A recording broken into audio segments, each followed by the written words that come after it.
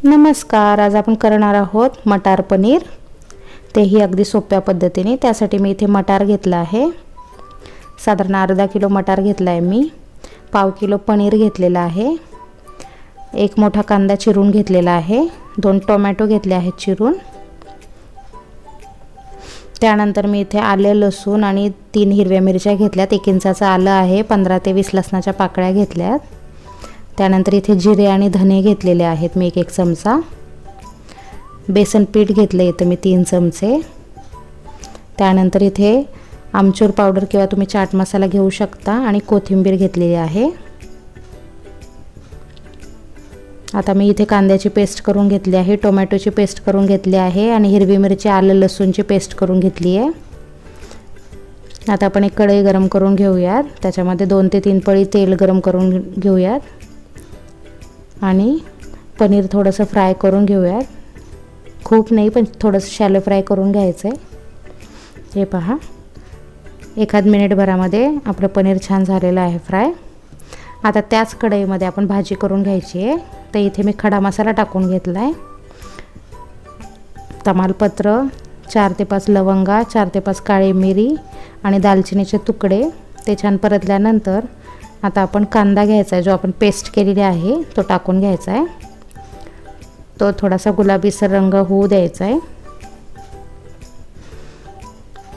आता आपण जे वाटण वाटलेलं आहे मिरची आलं लसूणचं ते टाकून घ्यायचं आहे।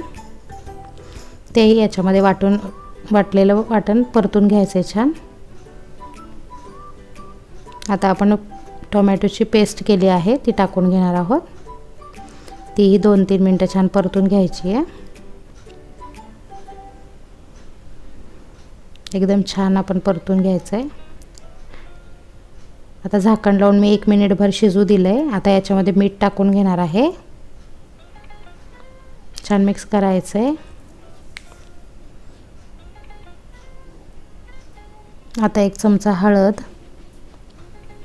1 चमचा लाल तिखट आणि 1 चमचा आपण इथे बेडगी मिरची पावडर, मी इथे साधारण 1.5 चमचा बेडगी मिरची पावडर टाकलेली आहे।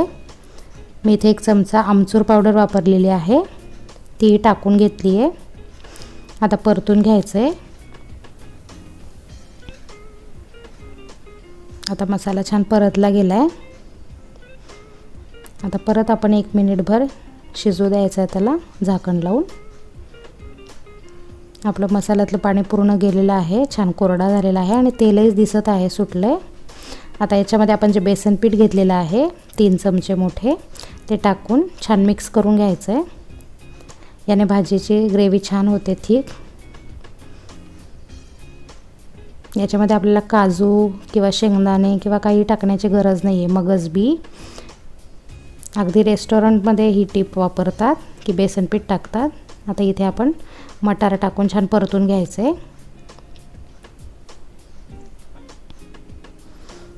1 मिनिटभर परतून घ्यायचं आहे।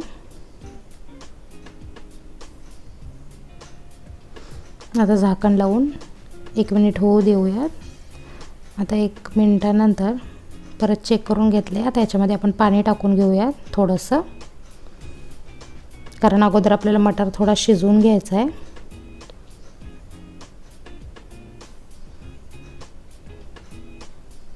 आता परत 1 मिनिटभर शिजू देऊयात आपण। हे पहा, छान शिजले, रंगही फार छान आलेला आहे। आता जो आपण पनीर घेतलेला आहे शॅलो फ्राय करून तो टाकून घ्यायचा आहे, मिक्स करून घ्यायचं आहे आणि आपल्याला जेवढी ग्रेव्ही पातळ हवी असेल त्या प्रमाणात आपण इथे पाणी टाकून घेतलं आहे। मी इथे गरम पाणी टाकलं आहे, त्यामुळे भाजी लवकर शिजते। आता मिक्स करून घेतली आहे आणि इथे कसुरी मेथी टाकणार आहे मी 1 चमचा, ऐच्छिक आहे। तुमच्याकडे जर अवेलेबल असेल तर टाकली तर चालेल, नसेल तरीही चालेल। आता छान मिक्स करून घेतलं आहे आणि झाकण ठेवून 4 ते 5 मिनटं शिजू द्यायचं आहे। पनीर आपलं शिजलं पाहिजे आणि मटारही असा छान शिजला गेला पाहिजे।